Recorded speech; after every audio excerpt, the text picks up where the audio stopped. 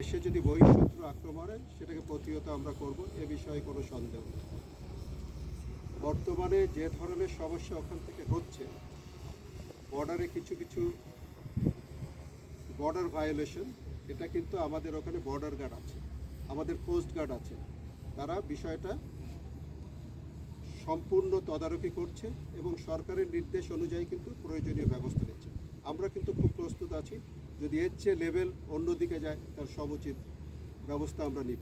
আমাদের শুধু সেনাবাহিনী, আমি জানি নৌবাহিনী, বিমান বাহিনী তারাও প্রস্তুত, বাট এখনও পর্যন্ত এমন কিছু হয় নাই যাতে ডিফেন্স ফোর্সকে চলে যেতে।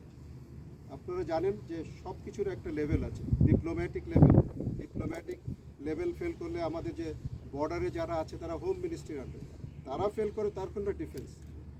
এই ধরনের কর্মকাণ্ডের জন্য ডিফেন্স আগে চলে গেলে তো তাহলে আমাদের মানে মনে হবে যে আমরা যুদ্ধ করতে যাচ্ছি। আমরা তো যুদ্ধ করতে চাই না, আমরা সবার সঙ্গে বন্ধুত্ব বজায় রাখতে চাই। কেউ যদি যুদ্ধ চাপাই দিতে চায় বা কোনো কারণে যদি আমাদের সার্বভৌমত্ব ক্ষুণ্ণ হয়, তাহলে তো আমরা ছেড়ে দিই। বর্তমান যে পরিস্থিতি ফুললি আন্ডার কন্ট্রোল, অ্যান্ড আমাদের যে হোম মিনিস্ট্রির আন্ডারে যে কোস্ট গার্ড, বিজিবি যারা আছে, ওনারা দায়িত্বটা সঠিকভাবে পালন করছে বলে আমরা জানি, এবং প্রয়োজনীয় সবসময় আমাদের ভিতরে সমন্বয় আছে। ইনশাল্লাহ আমরা যে কোনো পরিস্থিতি মোকাবেলা করতে পারবো ইনশাল্লাহ।